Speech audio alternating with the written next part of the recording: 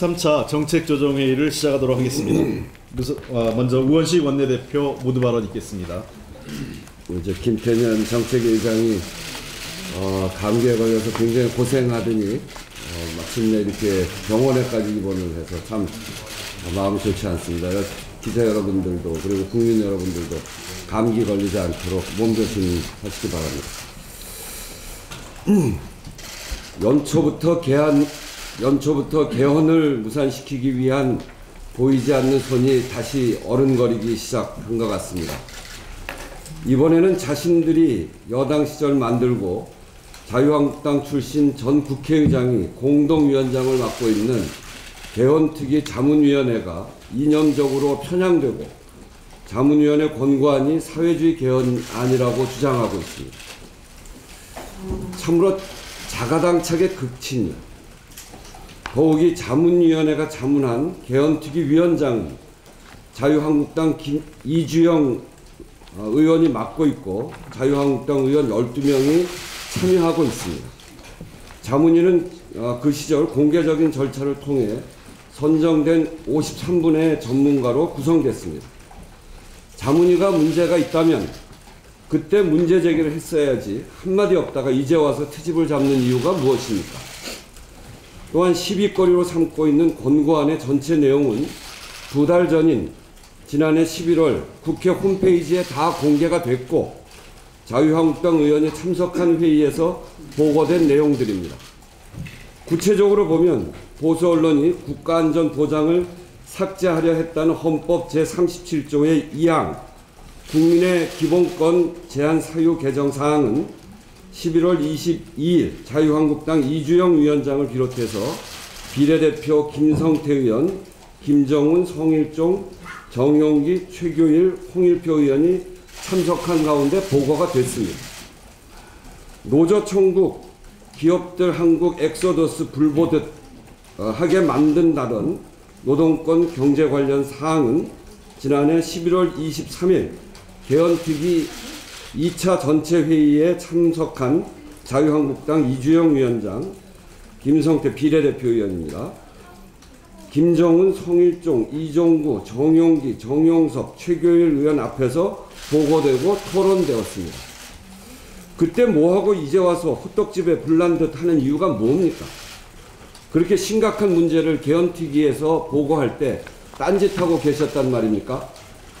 우리 당은 정당 내 의사결정에 따라 개헌안을 완성할 것입니다. 그것은 다른 당도 마찬가지일 것입니다. 자문위 권고안은 말 그대로 권고안이며 참고용일 뿐이라는 사실을 분명하게 말씀드립니다. 이 점을 너무나 잘 알고 있음에도 불구하고 또다시 개헌 발목 잡기에 골몰하는 자유한국당의 행태에 개탄을 금할 수 없습니다. 결국 시비거리감도 안 되는 억지 주장을 이제 와서 꺼내는 이유는 분명합니다. 지방선거 동시투표 약속 파기 명분을 만들기 위함이며 더 나아가 개헌을 무산시키기 위한 질낮은 정치 공세이자 제2의 호언 시도의 신호탄입니다. 오늘 개헌 정계 통합특위, 사개특위 각 당 명단이 제출될 예정입니다. 저희도 오늘 제출합니다.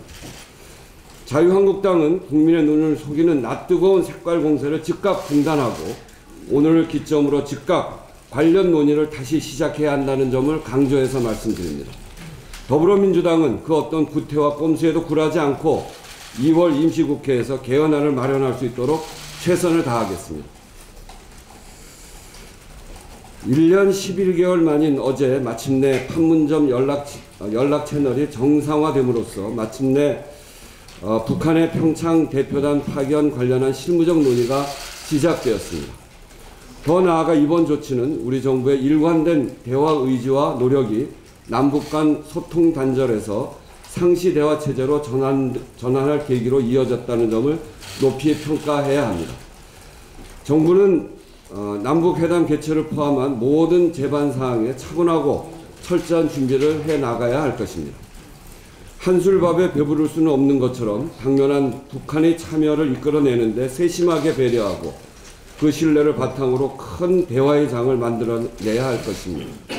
북한 당국도 어제 입장 발표에서 밝힌 바대로 진지한 입장과 성실한 자세로 대화에 임해서 실효적이고 진지한 논의가 이루어질 수 있도록 해야 할 것입니다. 이것이 평화올림픽을 향한 우리 국민들과 세계인의 염원이 실현되도록 하는 길입니다. 국익과 관련된 외교 문제는 당리당략을 떠나 우리 정치권이 지켜야 할 금도가 있음을 다시 한번 분명하게 말씀드립니다. 여전히 계속되는 자유한국당의 UAE 관련한 무책임한 의혹 제기는 지켜야 할 국익도 내팽개치면서 그것이 오발탄인지 자충수인지 천지분간도 못하는 지경에 이르니 한심할 지경입니다. 더구나 자유한국당이 UAE 의혹을 처음 제기한 날이 12월 14일이고 오늘로 21일째 되는 날인데 자유한국당이 뚜렷하게 무슨 의혹을 제기하고 있는지 근거도 없고 내용도 불분명합니다. 그럼에도 불구하고 당대표마저 하루를 거르지 않고 국정조사 운운하며 민감한 외교 관련 내용을 까뒤집겠다는 식으로 나오니 도대체 자유한국당은 야당되고 국익은 관심사도 없다는 말입니까? 당사국마저 공식적으로 문제 제기를 하고 있지 않은 판에 문재인 정부만 흔들 수 있다면 UAE와의 관계 단절도 상관없다는 것인지 자유한국당은 분명하게 밝혀야 할 것이며 그 책임을 어떻게 질 것인지에 대해서도 국민에게 소상히 알려야 할 것임을 다시 한번 경고하는 바입니다. 한 가지 더 말씀드리겠습니다. 유네스코가 일본군 위안부 문제 등 정치적 긴장을 야기할 소재는 등재 대상에서 제외한다는 방안을 검토할 것이라는 내용이 일본 언론 보도에 있었습니다.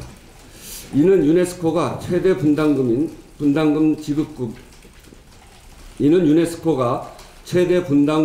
지급국인 일본의 눈치를 보는 것 아니냐는 의심을 받을 수밖에 없는 일입니다. 일본은 최근 들어 자국의 역사적 과거와 관련된 기록유산 등재에 대해 지나친 압력을 행사하는 등 이런 행동으로 주변국과 마찰을 빚고 있습니다. 지난해 우리나라를 포함한 9개국의 일본군 위안부 기록물 등재 신청에 반발을 해서 유네스코 분담금 지급 거부 압박으로 등재를 무산시킨 바 있으며 그 전인 2015년에도 중국의 난징 대학살 기록 등재 시에도 똑같은 일이 벌어지기도 했습니다. 위안부 문제는 명백하게 되풀이해서는 안 될 반인륜적 범죄 행위로 유네스코 세계 기록 유산으로 남겨서 인류가 함께 기억하고 후대에 길이 남길 소중한 역사적 기록물들입니다. 일본은 자국의 역사적 과오를 덮기 위해 인류 보편적 가치에 입각해야 하는 선정 과정에 압력을 행사하고 방해하는 것은 문명국으로서 보여야 할 자세가 아닙니다. 오히려 반성과 성찰의 본보기로 삼아 역사를 직시해야 하며 그럼으로써 주변국가 화해와 협력의 미래를 비로소 도모할 수 있다는 점을 명심해야 할 것입니다. 이상입니다. 네, 현안 발언으로 하겠습니다. 박홍근 수석부대표 현안 발언 있겠습니다. 네. 우원식 원내대표님의 말씀을 좀 덧붙여서 하겠습니다. 이제 최근 특정 언론이 좌편향 개헌, 사회주의적 개헌안이라고 보도를 하고 야당에서도 자유민주질서 약화, 코드 개헌안이라고 말한 국회 개헌특위 자문위원회 헌법 개정 초안에 대한 것입니다. 특정 언론사에서 마치 개헌특위 자문위 헌법 개정 초안을 기정사실화해서 보도를 했는데 개헌특위에서 최종 채택조차 되지 않은 내용이고 또 자유한국당 소속 이주영 개헌특위 위원장이 모집한 자문위원들이 작성한 초안을 여당의 코드 개헌안이라고 주장하는 것은 어불성설이고 사실 왜곡이고 경강부회입니다. 일부 언론과 야당에서 헌법 조항에 넣었다느니 헌법에 못 받겠다느니 라는 자극적 표현을 기정사실로 쓰는 것은 악의적으로 개헌에 색깔론을 입히거나 개헌이 마치 잘못된 것인 양 깎아내리려는 의도가 아닌지 의심스럽습니다. 국회 개헌특위는 지난 12월 6일 회의 개최 이후 활동이 전무하였습니다. 최근 보도한 자문위의 개헌 초안은 종합적으로 정리된 최종적 보고와 채택이 이루어지지 않았습니다.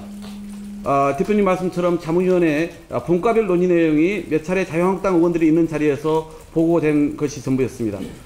법률, 언론인, 그리고 정치인, 시민단체로 구성된 53명의 자문위원회 자문 의견은 말 그대로 자문 성격의 참고 자료에 지나지 않습니다.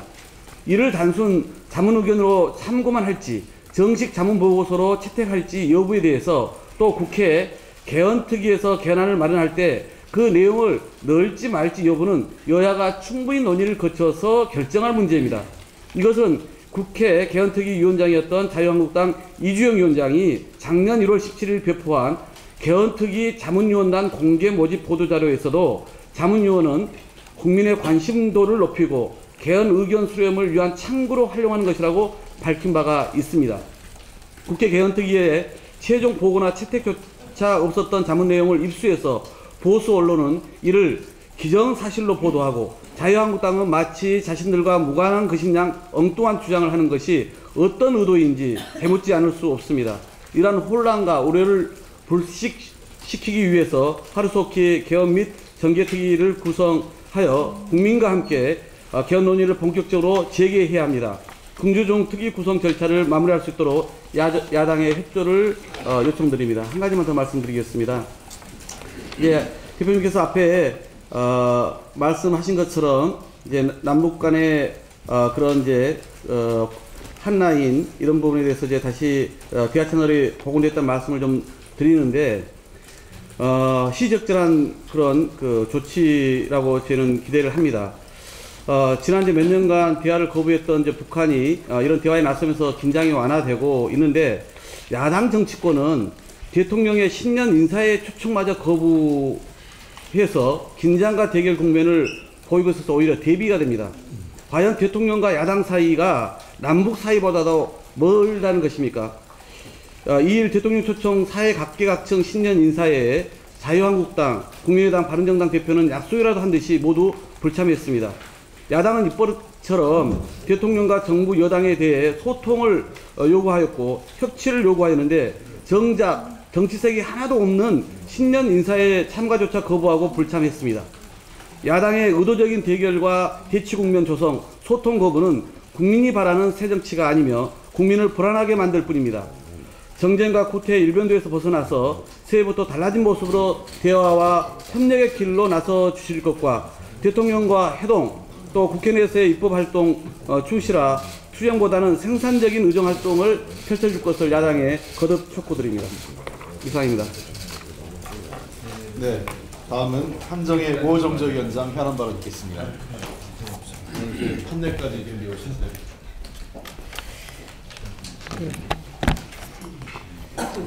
어제 자유한국당 중앙직능위원회 주최로 서울 중구의 우리은행 본점 앞에서 집회가 있었습니다. 이곳에는 김재경 의원, 이정명 의원을 비롯해서 자유한국당의 디지털 소통 부위원장이라고 하는 엄마부대 주옥순 대표 등 당원들이 한 50여 명 정도가 참가를 했다고 하는데요.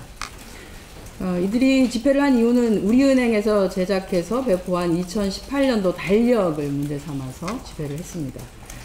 오후 3시부터 집회를 했으니까요. 민생정당, 정당, 서민정당 말씀하고 계시지만 사실은 새벽부터 민생 현장의 민폐정당이 되어버린 자유한국당이 아닌가 싶습니다. 그 내용은 이겁니다. 22회 우리미술대회 수상작들인 초등학생들의 통일작품들, 그 통일 그림을 달력으로 만든 것을 두고 초등학생들이 인공기를 알고 그렸을 리가 없다. 사전에 계획적으로 아이들에게 인공기를 주입시키고 교육하고 이 그림을 그리게 한 것 아니냐라고 하는 주장을 하면서 우리은행에 있는 돈을 다 빼버리겠다. 뭐 이런 식으로 협박을 했는데요. 제가 요거 하나 갖고 왔습니다. 이게 박근혜 정부 때 있었던 정부 주최로 주최한 공모전에서 수상을 했던 초등학생들의 작품입니다. 그럼 박근혜 정부에서부터 인공기에 대해서 사전에 계획적으로 주입식 교육을 했다는 말인 것이죠. 그것을 일단 자인하시고 박근혜 정부가 잘못 교육한 것이 있다라고 하면 먼저 사과를 하는 것이 맞지 않겠나 싶습니다. 그 초등학생들에게 대한민국 그리고 통일 그것이 어떤 의미를 지니는지 그것에 대해서 그림으로 표현을 해봐라 라고 하고 그것에 대해서 작품성을 인정해서 이렇게 상을 주고 하는 것에 대해서 다 큰 어른들이 초등학생보다도 못한 이성을 잃어버린 새 벽두부터 이런 일은 정말로 부끄럽다는 생각이 듭니다. 우리가 초등학생들에게도 얼굴을 들지 못하는 정치인이 돼서는 안 되는 거 아닌가 싶습니다. 특히 조옥순 그 엄마부대 대표는 위안부 관련해서 한일 합의에 대해서 그것을 강제적으로 받아들여야 한다라고 우리 위안부 할머니들의 가슴에다가 못을 박는 행위까지를 했던 분이시기도 합니다. 본인들이 했던 것에 대해서 한 번쯤 돌아보시고 사과를 할 것은 사과하고 잘못한 것에 대해서 좀 정리하시고 주장을 하시는 것도 맞지 않겠나 싶습니다. 이성을 찾으시기를 바란다는 말씀에서 이 말씀 드렸습니다. 네, 이상입니다. 네. 다음은 박영직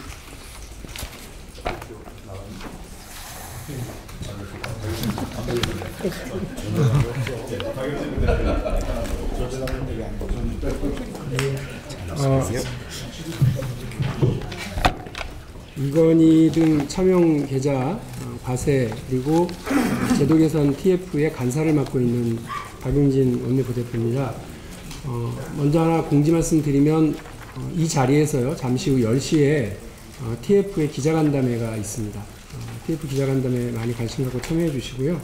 관련해서 한 가지 말씀을 드리면 금융위원회가요 금융행정혁신위원회 그러니까 금융권이 그동안 지난 10년 동안 무슨 잘못을 어떻게 했는지를 좀 알려달라 가르쳐달라라고 해서 그 금융위원회가 자체 스스로 만들었던 금융행정혁신위원회가 있습니다.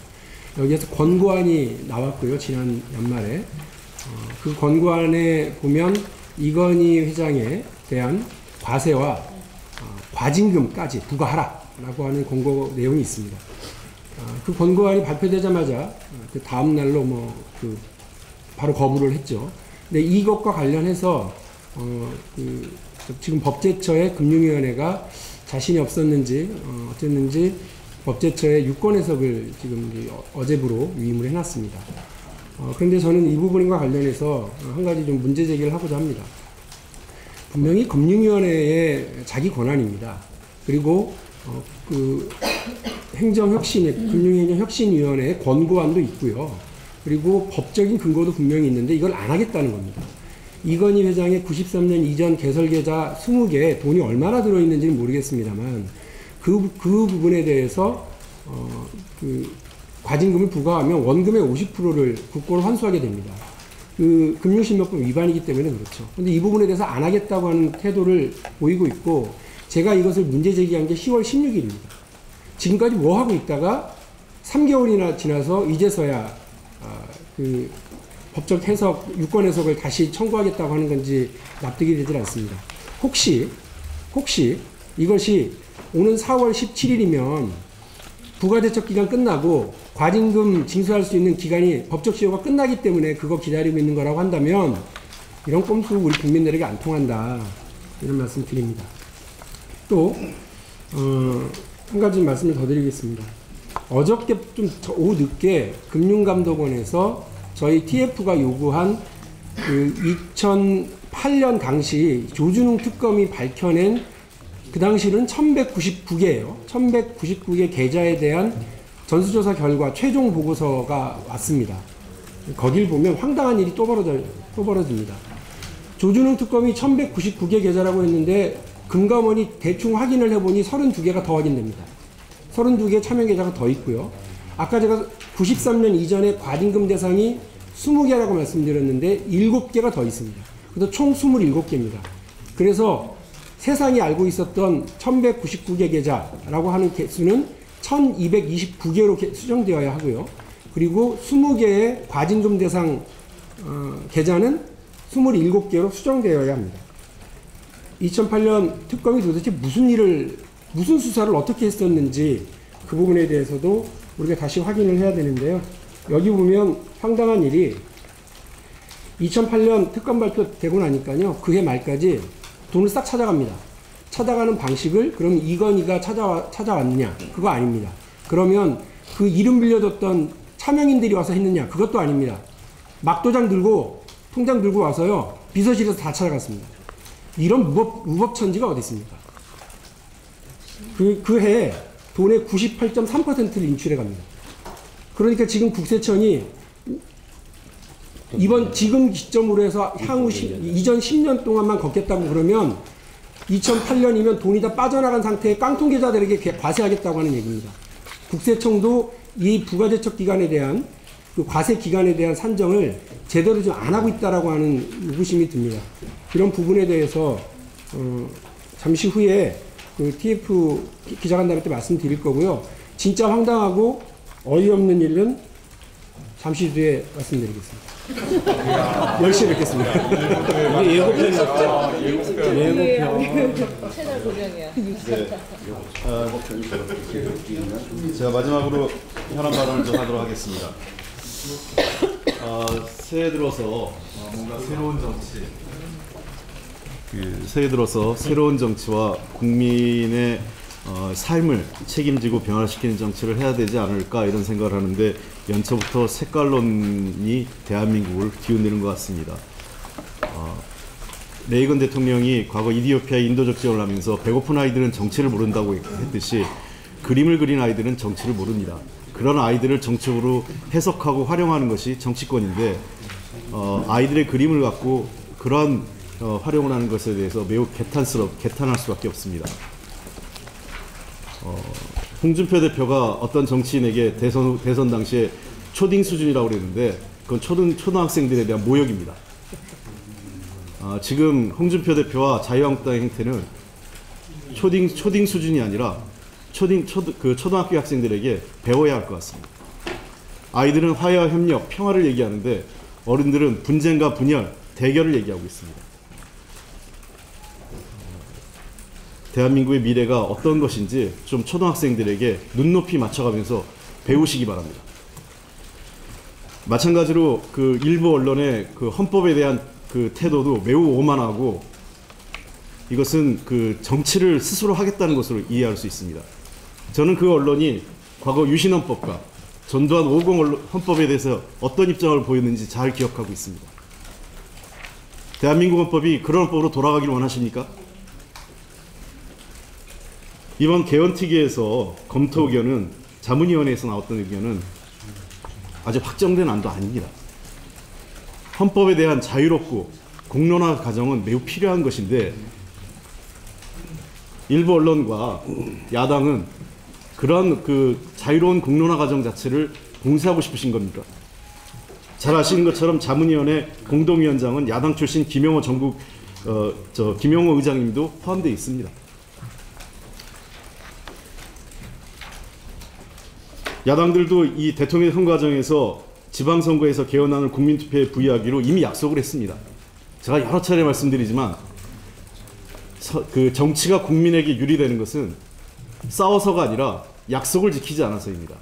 선거 때만 되면 이런저런 공약 다 내세우고 선거 끝나고 나면 나는 이제 집권 여당이 아니니까 선거에서 졌으니까 그 공약을 다 폐기하는 그런 그 어이없는 정치가 국민들의 불신과 외면을 자초하고 있는 것 아닌가 생각됩니다.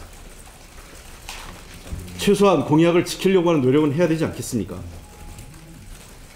그리고 일부 언론이 그 헌법에 대해서 문제 제기했다고 해서 마치 그것이 당의 입장인 것처럼 받아들여서 하는 태도도 이해할 수가 없습니다. 이번 자문위원회 보고서의 헌법에 대한 입장은 우리 사회에서 다양한 의견, 즉 다수안과 소수안이 다 병기되어 있는 내용입니다. 하나하나씩 제가 예를 들어 보겠습니다. 헌법 전문에 있는 자유민주적 기본 질서를 자유롭고 평등한 민주사회 실현으로 바꾼 것과 관련해서 자문위 보고서는 민주개혁을 민주공화국의 실질적 내용을 담은 자유롭고 평등한 민주사회 실현으로 분명하게 표현을 하였다고 하고 있습니다. 특히 이 개정안에서는 자유민주적 기본질서를 보다 넓은 의미의 민주적 기본질서로 수정한다고 밝히고 있는데 이 소수 의견에서는 이런 민주적 기본질서와 관련돼서 이 평화적 통일 제한을 밝히고 통일 정책의 연속성을 보장하기 위한 법률로 추진되도록 하자는 규정도 필요하다는 의견도 있습니다. 다 그렇습니다. 사형제 폐지와 관련돼서도 그 사형제 폐지가 가지고 있는 유연설, 합헌설, 판례까지 다 적시하고 있고요. 양심적 직청 거부와 관련해서도 자문위 보고서는 대체 법무제도의 필요성에 대해서도 얘기하고 있고, 이 그 양심적 병역 거부자라는 용어가 병역 의무의 이행 자체를 거부하는 것이 아님에도 불구하고 병역 의무의 이행을 거부하는 것을 오인할 수 있기 때문에 이 표현이 부적절하다, 이런 의견이 다 들어가 있습니다. 물론 어떤 분에게 있어서는 양심적 집청 거부자라는 것이 매우 불편할 수 있고, 어떤 분은 그것을 수용적 태도로 봐야 한다는 것이 있을 수 있습니다. 그게 민주사회입니다. 우리 사회에서의 다양한 의견이 헌법을 통해서 표출되고 그런 새로운 개정헌법이 만들어지는 과정에서 논의될 수 있도록 하는 것이 최소한 민주사회를 지향하는 언론이라면 그러한 태도를 지향해야 되는 거 아니겠습니까? 자신의 입장과 다르다고 사회주의 운운하고 그 잘못된 것이라고 얘기하는 것이 과연 민주사회의 언론이라고 할 수 있을까요? 한번 본인들이 70년도 유신헌법과 80년 초 전두환헌법에 대해서 어떤 사설을 썼고 어떤 입장을 취했는지 되돌아보고 사설을 쓰고 기사를 썼으면 좋겠습니다. 그리고 하나 더 말씀드리는 게요. 전통시장 정기요금 관련된 문제 제가 하나 말씀드리겠습니다. 지난 2011년 8월부터 그 시행된 전통시장에 대한 정기요금 할인이 작년 12월 30일부로 종료가 됐습니다. 그래서 지금까지 지난 2011년에 정기요금이 대폭 인상되면서 전통시장에 대해서 월 정기요금을 5.9% 할인을 하는 것인데, 잘 아시는 것처럼 전통시장과 재래시장이 매우 어렵습니다. 그리고 또 최근에 그 최저임금 인상에 따른 또 그 경기 침체에 따른 어려움이 가중되고 있기 때문에 당은 이 전통시장에 대한 정기요금 할인 제도를 작년 말에 종료되었음에도 불구하고 좀 더 연장할 것을 정부와 한전 측에게 정식으로 요청드리는 바입니다. 다시 한번 정부와 한전은 영세 상인들, 그다음에 전통시장 상인들의 어려움과 고통을 분담한다는 차원에서 정기요금 할인 제도 연장을 적극 검토해 줄 것을 촉구드리는 바입니다. 네. 제가 한 가지만, 아까 제가 아랍에미레이트와 관계에 있어서 이야기한 것 중에 혹시 오해가 있을까봐 제가 보완해서 조금만 더 말씀드리면요. 지금 이제 아랍에미레이트마저 이 문제에 대해서 공식적으로 문제 제기하고 있지 않는데, 자유한국당이 문재인 정부만 흔들 수 있다면 이런 아랍에미레이트와의 외교 관계에 혹시 문제가 생기는 것도 괜찮다는 소리냐, 혹시 그런 문제가 생긴다면 책임질 거냐 하는 뜻으로 이야기한 겁니다. 거기 관계 단절이라는 말을 해서 이게 무슨 기정사실화 이런 뜻은 아니고 전혀 그런 문제는 아직 없는데, 혹시 그런 문제가 생기더라도 책임질 거냐라고 하는 뜻으로 말씀드렸다는 것을 분명하게 말씀드립니다. 예, 청와대하고 외교당국의 입장은 하여간 이번에 임종석 비서실장이 UAE 방문 이후, 그다음에 이번에 행정청장이 한국에 방문하고 나면 모든 문제가 원만하게 해결됐다는 것이 기본적인 입장이고요. 양국 관계의 지금 현안 사업, 잘 아시는 것처럼 UAE 한전 사업은 아무 차질 없이 잘 진행되고 있다, 다시 한번 말씀드리겠습니다. 자, 이것으로 공개 회의는 마치고 비공개 회의를 전환하도록 하겠습니다. 언론인 여러분의 협조 부탁드립니다.